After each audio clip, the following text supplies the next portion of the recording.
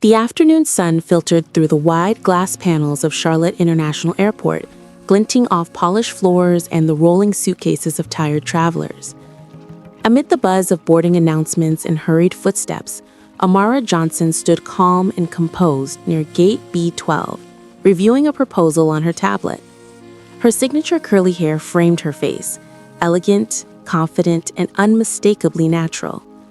She was traveling to D.C. for a confidential FAA meeting, one that could redefine diversity policies across the entire aviation industry. But for now, she was just another passenger waiting for a flight. At least, that's what they thought. A voice broke through the background noise. "Hey, ma'am," a flight attendant called, her tone sharp under a forced smile. "We need you to step aside for a quick inspection." Amara looked up, surprised but compliant. "Of course," she replied, slipping her tablet into her bag. Two uniformed employees, Karen Mitchell, a blonde woman in her early 30s with a tone that dripped condescension, and Brad Jensen, a tall gate agent with an unshakable smirk, circled Amara like she was studying an exhibit. "You know, we've had a lot of issues with unprofessional appearances lately. Your hair," she gestured vaguely, "doesn't really fit our boarding standards for business class passengers." Amara blinked. "Excuse me?" Brad chuckled. "She means it looks kind of wild, you know, not the corporate look we like to maintain up front." Murmurs rippled through the nearby passengers. Some smirked, a few started recording. Amara's posture remained steady. "I wasn't aware the airline had a grooming policy for passengers," she said evenly. Karen crossed her arms. "We do for VIP sections. You people always think the rules don't apply to you." That phrase, "you people," hung in the air like a spark near gasoline. Before Amara could respond, another employee, Tyler Walsh, appeared holding a small pair of scissors meant for in-flight emergencies. "Hey, want to fix it real quick?" he joked to the others, earning a few laughs. Karen smirked. "Yeah, let's give her a professional trim." Brad reached for Amara's curls, but she stepped back, calm but firm. "Don't touch me." The crowd was growing. Phones were out. Tyler grinned at the camera. "Look at this, corporate makeover at gate B12, he said mockingly. Amara's jaw tightened. Her fingers gripped the strap of her briefcase, but her eyes never wavered. Then, in a blur, Karen lunged forward, snipped off a lock of Amara's hair, and held it up triumphantly. "There, much better." Gas echoed. Some passengers laughed nervously, others turned away. Tyler raised his phone higher, streaming live on social media. "Look at this, corporate makeover at gate B12. Amara didn't flinch.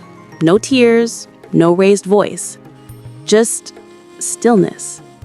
She adjusted her blazer, looked directly at the camera, and said quietly, "Keep going."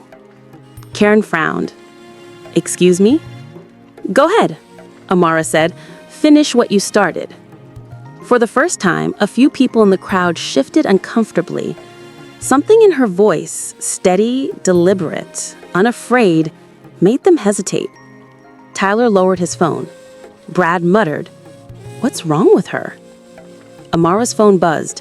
A message flashed across the screen from Assistant Director Langford, FAA. "Amara, urgent. Contract meeting pushed up. Confirm your location." Another buzz. "If needed, initiate code 7. She glanced up.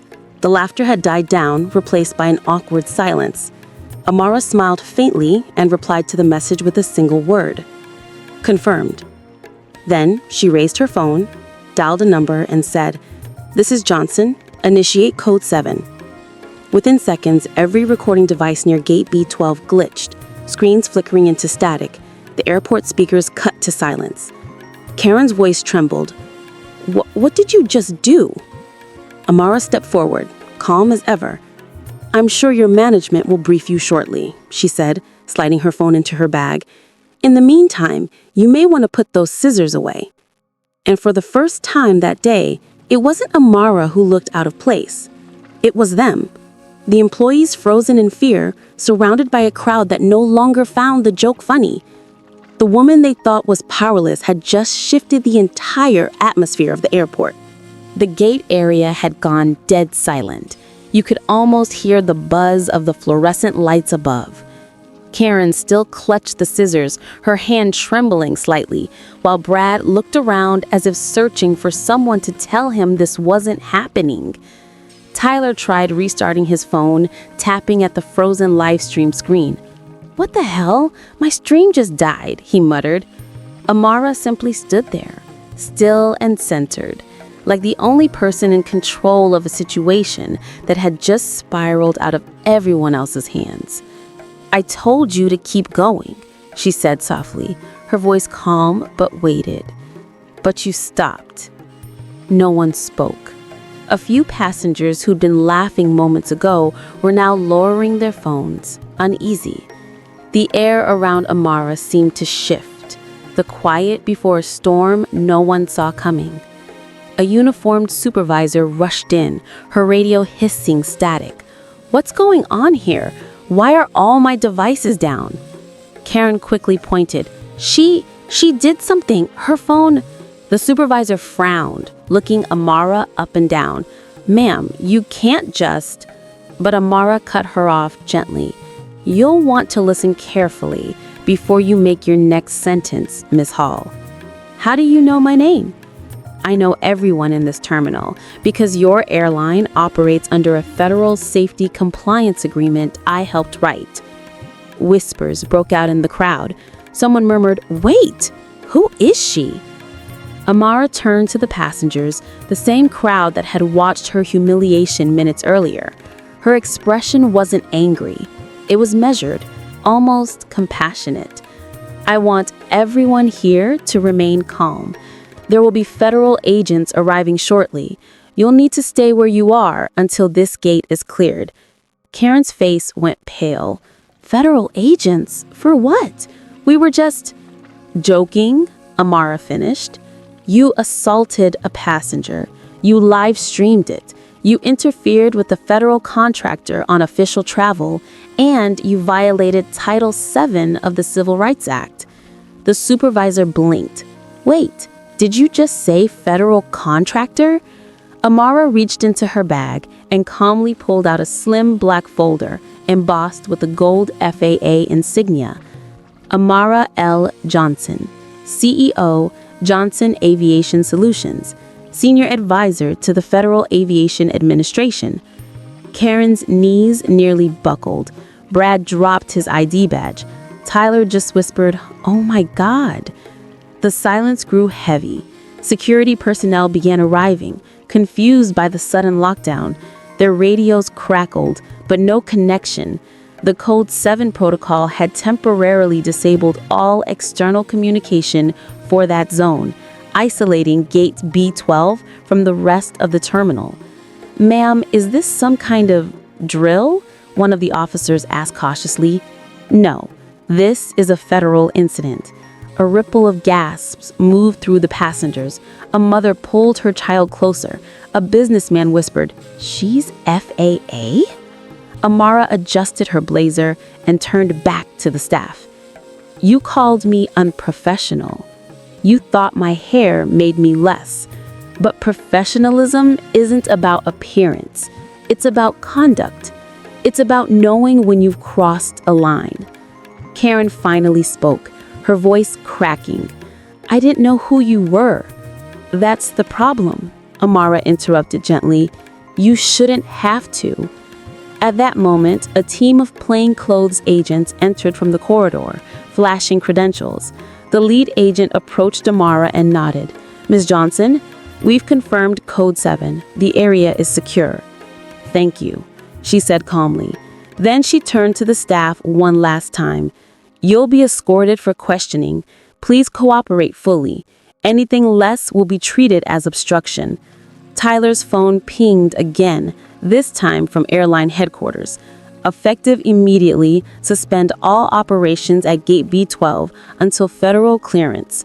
The once bustling gate had become a scene of pure paralysis. Amara collected her folder, thanked the agents, and started walking toward the secured conference area. Every step echoed like a verdict. Behind her, Karen whispered in disbelief, "She's going to ruin us." And Brad muttered back, "No, we did that ourselves." As Amara disappeared down the corridor, the crowd parted in silence, not from fear, but from a dawning respect. The conference room at Charlotte International's operations wing was stark and cold. Gray walls, a humming air vent, and the faint smell of burnt coffee. Amara sat at the end of a long glass table, her posture regal yet calm. Across from her were four people: Patricia Williams, the airline CEO; Robert Hale, their legal counsel; Mark Allison, the director of operations; and Agent Rivera from the Department of Transportation's Office of Civil Rights. The tension was thick enough to slice through. Patricia tried to smile, but it came out brittle. "Miss Johnson, first of all, let me express our sincerest apologies for what happened at Gate B12. We are..." Amara lifted her hand slightly. "You're sorry because it went viral," she said evenly, "not because it happened." Silence. The legal counsel cleared his throat. "With all due respect, we're still gathering facts before any statements." Amara opened her folder, sliding a document across the table. "Then let's make sure you're looking at the right ones." Inside were screenshots of internal employee messages, text that mocked passengers' hairstyles, accents, and clothing. They'd been obtained through FAA compliance audits weeks earlier. Patricia blinked. "Where did you..." Amara met her gaze. "Your company operates under federal safety and inclusion contracts, meaning every staff member, every policy, every act of discrimination is subject to federal oversight." Agent Rivera nodded, confirming. "Ms. Johnson isn't just a consultant. She's the FAA's senior advisor for compliance reform. She has full authority to activate Code 7 when a contractor violates Section 604 of the Federal Contractor Protection Act." Patricia's voice faltered. "You mean she can shut us down?" Rivera's tone was blunt. "Temporarily, until a full investigation is completed." Amara leaned forward. "Your employees publicly assaulted a federal advisor in uniformed service, broadcasted it online, and framed it as entertainment. That's not a mistake, Miss Williams. That's a culture." Patricia exhaled shakily. "Look, I didn't know any of this was happening. We have thousands of staff." "Then that's your first failure," Amara cut in. "Leadership isn't about plausible deniability. It's about accountability." Across the table, the director of operations finally spoke, voice defensive. "You have to understand, this is one isolated incident." Amara tapped her tablet. The screen lit up with multiple clips. Other passengers of color being humiliated, denied boarding, or mocked by the same airline. One of them was a teenage girl crying as a flight attendant told her to fix her hair if she wanted to look like a lady. No one said a word. "Isolated?" Amara asked quietly. "Or institutional?" Rivera slid an envelope across the table. "Effective immediately, this airline is under federal review. FAA operations teams will monitor all gate activities and training programs for the next 60 days. Patricia's face drained of color. "You can't just..." "I can," Amara said, her voice soft but immovable. "And I will, unless you agree to the following terms." She handed them another document, titled Provisional Compliance Settlement. 6 bullet points, each one clear and non-negotiable. Immediate termination of the 4 employees involved. A formal apology, public, recorded, and distributed across all media channels. Mandatory anti-discrimination and cultural competency training for all staff within 30 days. Payment of $750,000 in restitution to cover personal and organizational damages. Adoption of the Johnson Protocol, a federal guideline for equity and conduct in aviation. And commitment to hiring and promoting women of color into senior management within 1 fiscal year. Robert, the lawyer, shook his head. "This is excessive." Amara didn't blink. "No, Mr. Hale, it's overdue." For a long moment, nobody moved. Patricia looked from the list to Amara's calm, unwavering eyes. "And if we don't sign?" she asked. Amara leaned back, crossing her arms. "Then your airline will lose its federal certification within 72 hours. Your planes won't fly, your contracts will dissolve, and your name will be a case study in every corporate ethics class in America." Her tone was steady. No anger, no threat, just truth. Agent Rivera stood. "We'll expect a decision by end of day."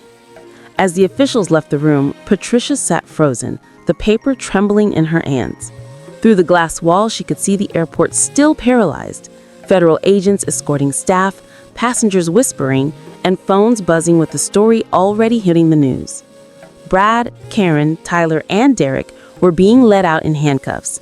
The world had just learned their names. Patricia finally looked up and said quietly, "You just destroyed us." Amara paused at the doorway, glancing back. "No," she said softly, "you destroyed yourselves. I'm just making sure no one else pays for it." Then she walked out, heels clicking with quiet power, a sound that echoed long after the door closed. The storm broke 2 days later. Charlotte International Airport, once a symbol of efficiency and Southern charm, now looked like a crime scene under federal lockdown. Agents in Navy jackets moved through terminals, confiscating staff key cards, pulling CCTV footage, and escorting supervisors into questioning rooms. News drones hovered above the tarmac, live streaming what headlines were already calling Operation Sky Clean. FAA launches full investigation into discrimination scandal.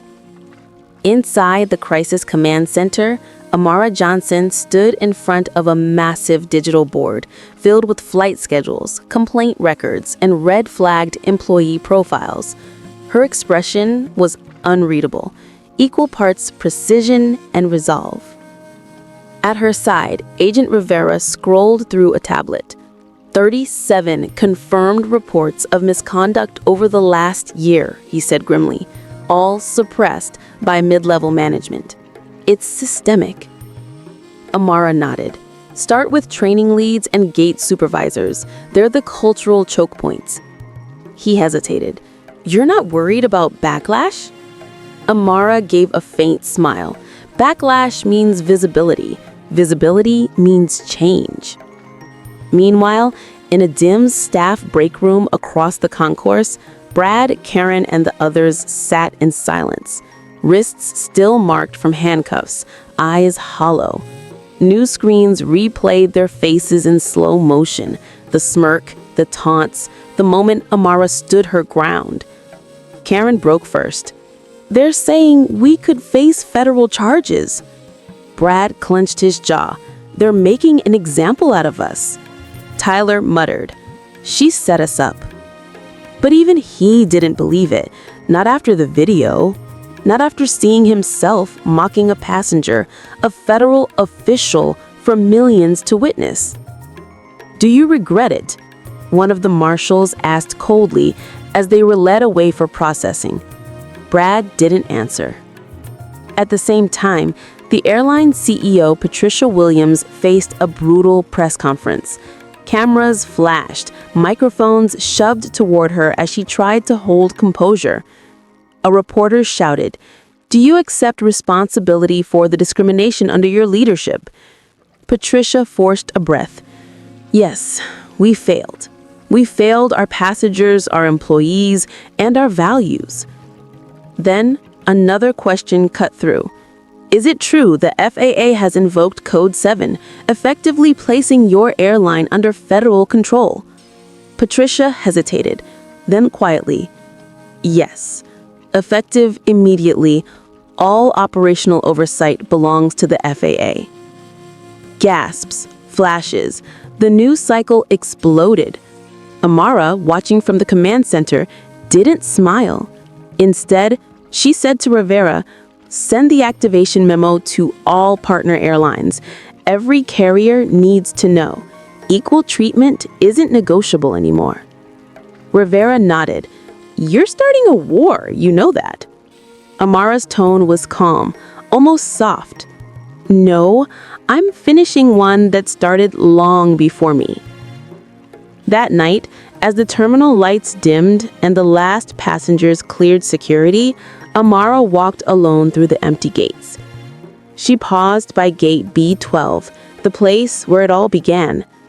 For a moment, she could still hear the echoes: laughter, accusation, humiliation. But this time, it was silent, peaceful. She whispered, "This is what accountability sounds like." And then, without ceremony, she turned and walked toward the exit, the blue glow of police lights flickering across her face.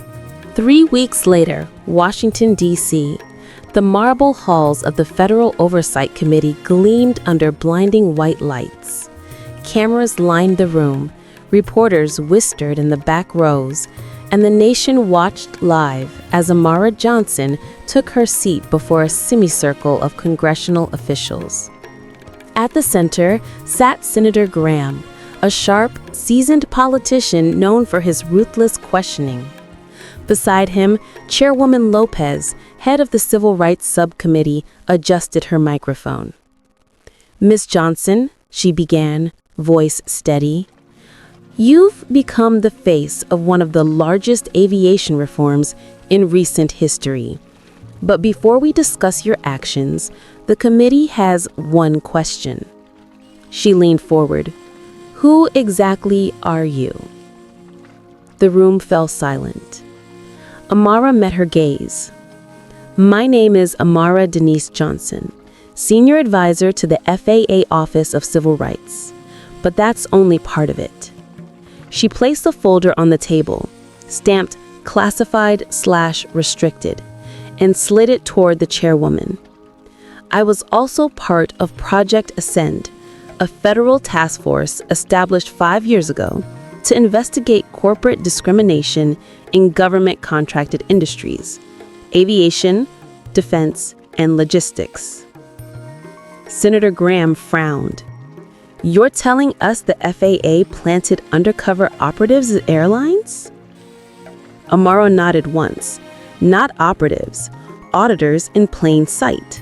We observed bias hiring, misconduct, retaliation, the things that don't appear in reports because they're erased before they reach headquarters." Gasps rippled through the press pool. Chairwoman Lopez looked intrigued. "And the incident at Charlotte Airport?" Amara's expression didn't change. It wasn't planned. It was the moment the system revealed itself. Flashback, 3 months earlier. Amara sitting in a quiet office, Rivera handing her an unmarked folder. Reports are coming in from Charlotte. Multiple discrimination complaints, all unresolved. Amara's eyes narrow. "Then I'll fly there myself." Back in the hearing, Senator Graham adjusted his glasses. "You understand the implications of what you did, forcing a major airline into federal compliance without prior approval?" Amara met his stare evenly. "If I had waited for approval, the cover-up would have continued. Sometimes the law must catch up to justice." A murmur swept through the audience. Chairwoman Lopez tried not to smile. Senator Graham pressed further. "And what about the viral footage? Some claim it was leaked intentionally." Amara didn't flinch. "It was leaked by someone in your office, Senator, 2 hours after I filed my report." The senator froze. Cameras clicked. The room buzzed like static. Lopez raised her eyebrow. "Do you have proof?" Amara reached into her bag and pulled out a flash drive. Every timestamp, every metadata tag, it's all there.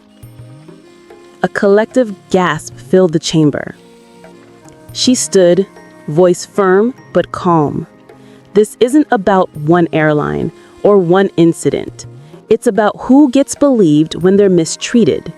Every traveler, every worker, every voice that was told to stay quiet. This hearing is for them. Lopez spoke softly into her mic. "Thank you, Ms. Johnson." But Amara wasn't finished. She looked directly into the cameras. And for those watching, know this: silence protects the powerful, but exposure protects the innocent. Choose your side wisely. Then she sat down, hands folded, her face illuminated by the flashes of hundreds of cameras. That evening, every major news outlet replayed the footage. #Amara Johnson trended worldwide. Protesters gathered outside airline headquarters nationwide. Stock prices trembled. And behind closed doors, the Department of Transportation signed an order that would change aviation forever. The Johnson Equity Mandate, requiring all federal contractors to pass annual bias audits or face suspension. Amara stood at her hotel balcony that night, looking out at the Capitol glowing in the distance. Rivera joined her quietly. "You know this isn't over." Amara's voice was calm. "It never is. But at least now it's out in the open."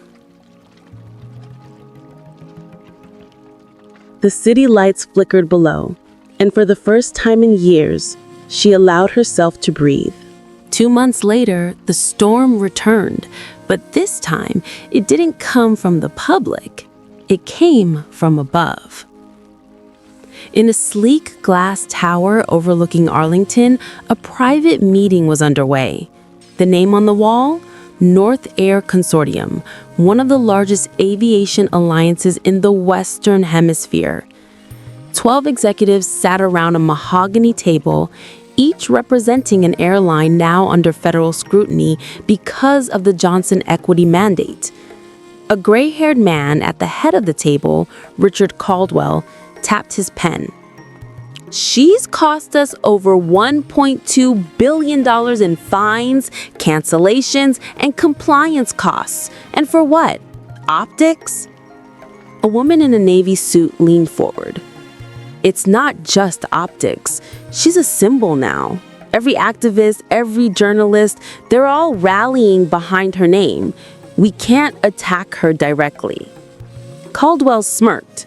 "We don't have to. We just need to make her irrelevant." He pressed a button on the table. The screen behind him flickered to life, showing a folder labeled Operation Cloudfall. Inside, confidential FAA memos, email leaks, and, more disturbingly, forged documents implying Amara mishandled classified data. "Leak these in phases," Caldwell ordered. "We don't destroy reputations anymore. We erode them, one headline at a time." Scene cut, Washington, D.C. Amara walked briskly through the FAA headquarters, her tablet filled with reports from partner airlines adopting the new equity audits. Rivera caught up to her, expression tense. "Bad news," he said quietly. "You're trending again." Amara frowned. "What now?" He handed her his phone. The headline read, "Federal whistleblower Amara Johnson accused of data misuse. Sources claim unauthorized access." Below it, thousands of comments, some supportive, many venomous. Amara exhaled, calm but tight. "Caldwell," she murmured. "He's moving faster than I thought." Rivera glanced around nervously. "We can go public, release the audit trails." "No." Amara's tone was sharp. "They want me to react. If I defend myself too early, I validate the lie." She looked out the window at the Capitol dome. "We do this differently, quietly, strategically." That night, her apartment lights were off. Only the faint glow from her laptop illuminated the room. On screen, she traced IP trails and metadata, following the source of the forged files. Every lead pointed to one place, North Air Corporate Security Division, registered under a shell company in Delaware. She whispered, "Got you." But before she could encrypt her findings, a notification popped up. Unauthorized login detected. FAA terminal ID AJ Delta node. Her laptop froze. A second later, the screen went black. Then a single line of text appeared in red. "You should have stayed grounded." The next morning, the headlines turned brutal. FAA suspends Amara Johnson pending internal review. Hero or hacker? The fall of Amara Johnson. Airline strike back. Lawsuit filed against federal advisor. Her phone buzzed nonstop. Reporters, colleagues, even friends asking if it was true. Amara didn't answer. She sat in silence, watching the sun rise through her blinds. Rivera arrived minutes later, face pale. They've turned the narrative.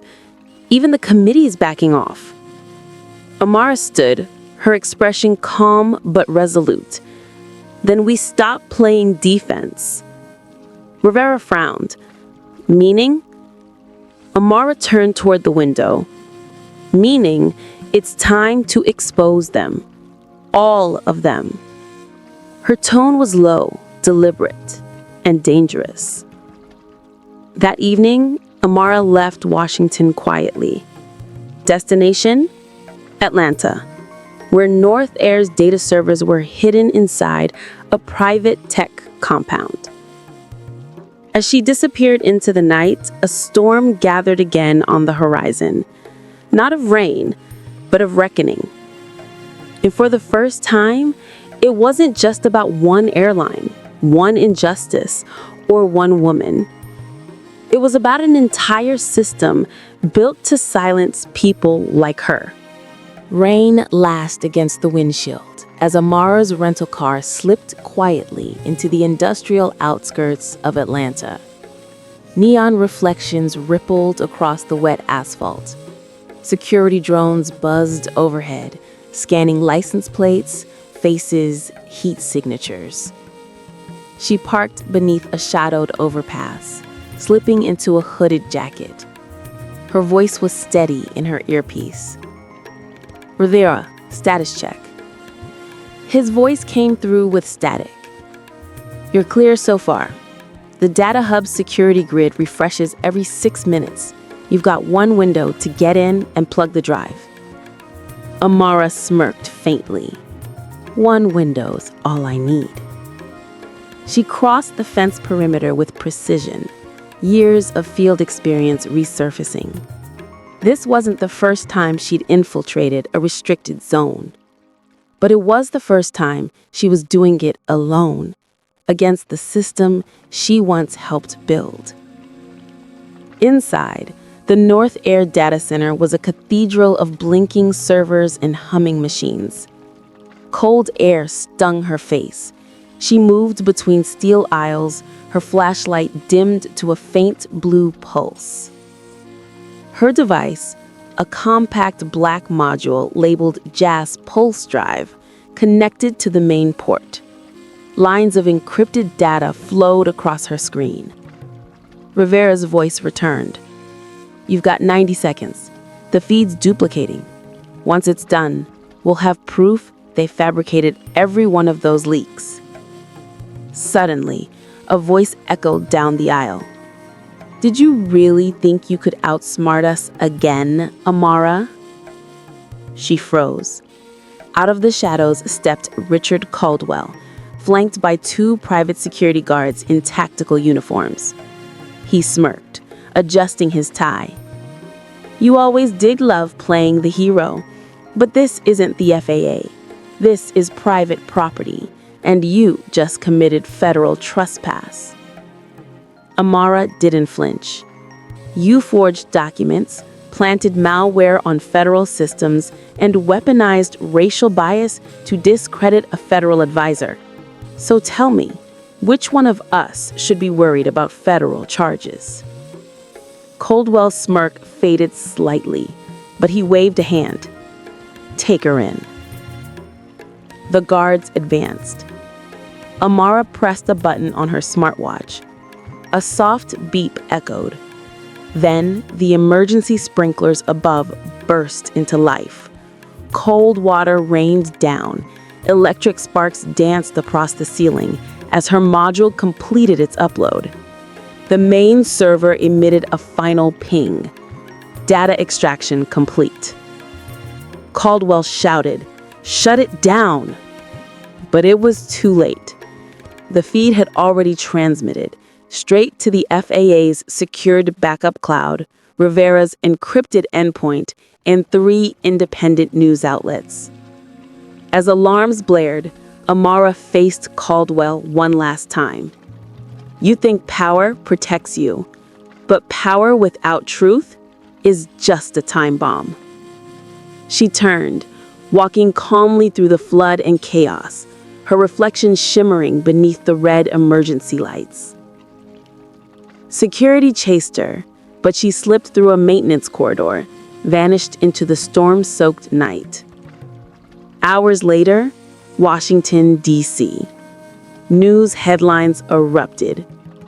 Massive leak exposes corporate conspiracy against FAA official. Operation Cloudfall documents reveal systemic racism and data fraud. North Air executives under federal investigation. Screens across the nation lit up with Amara's face, not as a suspect, but as a whistleblower. Rivera met her in a quiet diner outside the city, exhaustion etched into both their faces. He slid her a cup of coffee. You did it. They can't spin this anymore. Amara took a sip, silent for a long moment. No, she said softly. We did it. But this isn't just about one company. It's about every system that lets people like Caldwell exist without consequence. Rivera nodded. So what now? Amara looked out the window at the awakening city. Now, we rebuild. Her voice carried no bitterness, only resolve. That night, as social media burned with discussions of systemic racism, corporate corruption, and accountability, Amara Johnson's name became more than a headline. It became a movement. #Johnson Protocol trended across the globe, symbolizing resilience, reform, and justice. And somewhere in the quiet of her apartment, Amara finally allowed herself a single tear, not of defeat, but of release. The fight wasn't over, but for the first time, she wasn't fighting alone. 6 months later, Washington, D.C., the Capitol Rotunda. The air was heavy with anticipation. Reporters filled the marble hallways, cameras aimed at a single podium bearing the seal of the United States Congress. At exactly 10 a.m., the chamber doors opened. Amara Johnson, in a navy suit and pearl earrings, walked in to testify before the Joint Committee on Corporate Ethics and Civil Aviation. Applause rippled through the room, cautious, respectful, and profoundly symbolic. She placed her hands on the desk, the faint glimmer of her silver FAA badge catching the light. Her voice, calm and precise, carried across the microphone. What happened to me wasn't just a personal humiliation. It was a reflection of how deeply bias, power, and profit intertwine. But this isn't about punishment anymore. It's about transformation.